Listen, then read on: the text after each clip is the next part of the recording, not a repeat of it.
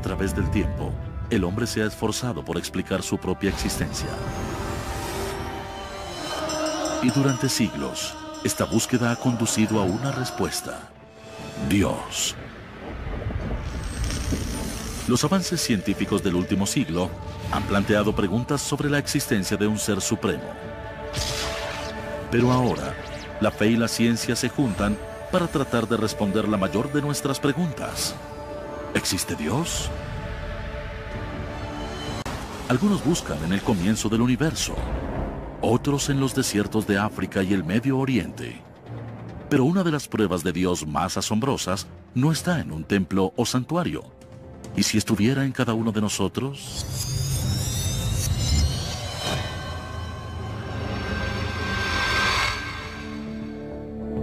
Investigaciones genéticas recientes han desatado un debate explosivo al explorar si nosotros mismos podríamos estar predeterminados a creer en Dios. El renombrado biólogo molecular Dr. Dean Hamer ha descubierto lo que llama el gen de Dios, que demuestra que creer en Dios, o incluso el mismo Dios, está codificado en nuestro ADN.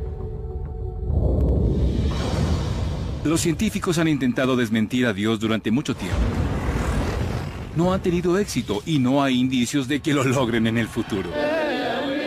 Hay algo muy dentro de nuestro cerebro sobre la forma como la espiritualidad influye en nuestra conciencia. Por lo tanto, resulta razonable preguntarse si hay alguna base genética para esta característica. El Dr. Hamer se encontró con este asunto por casualidad. Había estudiado el papel de los genes en rasgos de la personalidad y en la orientación sexual que resultaron tener un componente biológico. Estaba usando un cuestionario de personalidad en el cual incluía un elemento llamado autotranscendencia. Hamer define la autotranscendencia como la inclinación de ver un mundo más grande y amplio que uno mismo. Un mundo de espiritualidad más allá del reino físico de la vida diaria. Puede mostrarse numéricamente que la verdadera religión de una persona, como el catolicismo o el protestantismo, es 100% medioambiental. Pero la espiritualidad tiene pocos componentes medioambientales y muchos genéticos. Por ejemplo, la gente reza más que las veces que tiene relaciones sexuales. Hamer analizó el ADN de 2.000 personas de todas las religiones, así como de no creyentes. Seleccionamos un grupo de genes en la búsqueda de algo que se correlacionará considerablemente con un nivel de autotrascendencia. Después de varias pruebas, el equipo de Hamer identificó un tipo de gen en particular estrechamente relacionado a fuertes sensaciones de espiritualidad. Ese gen resultó llamarse BMAT2, que significa transportador vesicular de monoaminas. Para hacerlo más sencillo, a eso lo llamamos el gen de Dios. Creemos que tiene algo que ver con la habilidad o susceptibilidad de la gente para creer en conceptos como Dios. ¿Acaso esto prueba que Dios está establecido en nuestro código genético? Algo interesante sobre la espiritualidad es que en verdad es un rasgo independiente de la personalidad. Es diferente a la ansiedad o cualquier cosa que hayamos calculado. Tiene un componente emocional muy fuerte que hace que la gente crea en las cosas más alocadas o en las más importantes, dependiendo del punto de vista. Por eso existieron las cruzadas, por eso tuvimos todas esas grandes actividades de la iglesia, así como todas las lamentables.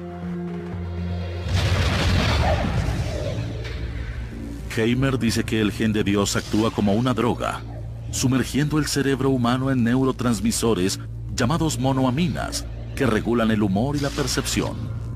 El gen de Dios equilibra estas monoaminas cuando se transportan de célula en célula y afecta las respuestas individuales y emocionales. El BMAT2 existe en cada persona.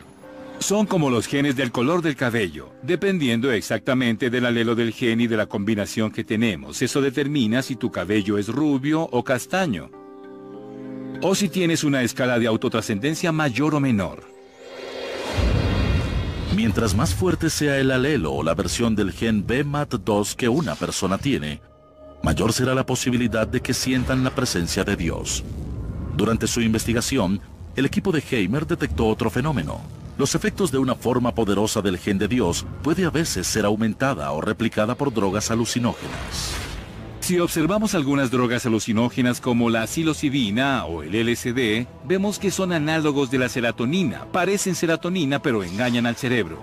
Creemos que ese tipo de alteraciones que ocurren en la conciencia con drogas como la psilocibina o el LSD son parecidas a lo que le ocurre a la persona durante una experiencia espiritual intensa.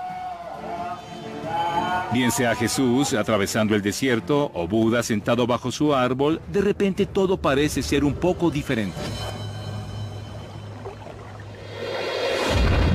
Según los hallazgos de Heimer, las reacciones químicas causadas por el gen de Dios pudieron haber sido responsables de algunos milagros descritos en la Biblia, como Moisés y la zarza ardiendo. Moisés estaba en un viaje, básicamente.